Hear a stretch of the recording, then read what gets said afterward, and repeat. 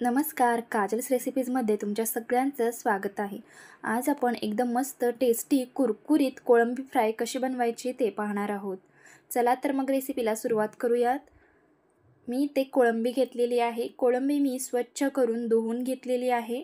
तुम्हाला जेवढी कोळंबी फ्राय करायची आहे तेवढी तुम्ही कोळंबी इथे घेऊ शकता। इथे आपल्याला कोळंबीला आलं लसूण पेस्ट लावायची आहे। मी ते 1 चमचा आलं लसूण पेस्ट घेतलेली आहे। ही आपण या कोळंबीला व्यवस्थित लावून घेऊया। सगळ्या कोळंबीला व्यवस्थित आलं लसूण पेस्ट लागली पाहिजे। आलं लसूण पेस्ट सोबत आपल्याला इथे 1 चमचा लिंबाचा रस देखील घ्यायचा आहे। हे सगळं व्यवस्थित आपल्याला कोळंबीला लावून घ्यायचं आहे आणि कोळंबी आपल्याला 10 ते 15 मिनिटं मुरण्यासाठी ठेवून द्यायची आहे। तुमच्याकडे जर जास्त वेळ असेल तर जास्त वेळही ठेवू शकता। कोळंबीसाठी आपल्याला एक मिश्रण बनवायचं आहे ज्यामध्ये आपण कोळंबी डीप करणार आहोत आणि तळणार आहोत। यासाठी आपल्याला इथे कॉर्नफ्लॉवर घ्यायचं आहे। मी ते 1/4 कप कॉर्नफ्लॉवर घेतलेला आहे। त्यासोबत 2 चमचे मैदा घेत आहे। 1 चमचा काश्मीरी लाल मिरची पावडर आणि अर्धा चमचा घरगुती लाल तिखट घेत आहे। लाल तिखट तुम्ही तुमच्या आवडीनुसार कमी जास्ती करू शकता। चवीनुसार मीठ घालायचं आहे आणि याच्यामध्ये थोडं पाणी घालून आपण भजीसाठी जसं पीठ भिजवतो तसंच आपल्याला हे पीठ भिजवून घ्यायचं आहे। जास्ती पातळ आपल्याला हे पीठ बनवायचं नाही आणि जास्ती घट्ट देखील नाही बनवायचं। कॉर्नफ्लॉवरमुळे आपली कोळंबी छान अशी कुरकुरीत होते। जर तुमच्याकडे कॉर्नफ्लॉवर नसेल तर तुम्ही ते तांदळाचं पीठ देखील वापरू शकता। एकदम जास्तीचं पाणी घालायचं नाही, जसं आपल्याला पाणी लागेल तसं आपल्याला याच्यामध्ये पाणी घालायचं आहे आणि व्यवस्थित आपलं हे बॅटर तयार करून घ्यायचं आहे। इथे आपलं हे मिश्रण तयार झालेलं आहे। हे तुम्हाला मी एक कोळंबी याच्यामध्ये डीप करून दाखवते। अशी कोळंबी आपली व्यवस्थित कोट झाली पाहिजे। हे परफेक्ट मिश्रण आपलं तयार झालेलं आहे। अशा पद्धतीचेच आपल्याला हे मिश्रण हवं आहे। जास्ती घट्टही नको आणि जास्ती पातळही नको। आता आपण कोळंबी तळून घेऊयात।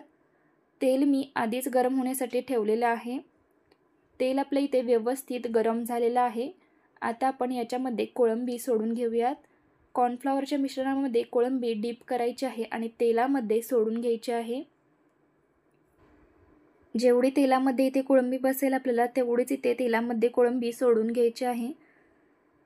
कोळंबी तळत असताना गॅसची फ्लेम आपल्याला मीडियमच ठेवायची आहे। मीडियम गॅसवरतीच आपल्याला कोळंबी तळून घ्यायची आहे।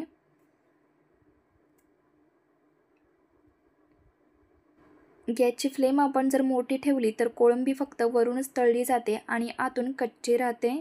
त्यामुळे व्यवस्थित मीडियम गॅसवरतीच आपल्याला कोळंबी तळून घ्यायची आहे।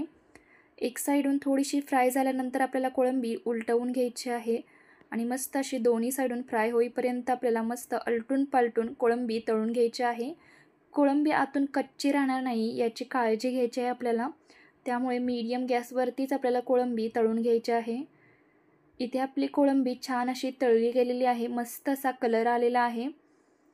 ही कोळंबी आता आपण काढून घेऊयात आणि याच पद्धतीने आपण उरलेली कोळंबीही तळून घेणार आहोत। कोळंबी व्यवस्थित मीडियम गॅसवरतीच आपल्याला तळायची आहे म्हणजे छान अशी कुरकुरीत होते आणि आतपर्यंतही तळली जाते।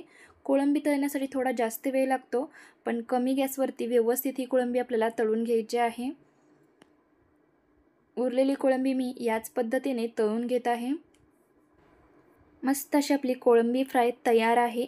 एकदम मस्त आणि टेस्टी ही कोळंबी तुम्ही सॉस सोबत किंवा चटणी सोबत खाऊ शकता किंवा अशीही खाऊ शकता। एकदम टेस्टी लागते। रेसिपी जर आवडली असेल तर व्हिडिओला एक लाईक नक्की करा आणि अजूनही चॅनेलला सबस्क्राईब केलं नसेल तर सबस्क्राईब करा आणि आजचा व्हिडिओ पाहिल्याबद्दल धन्यवाद।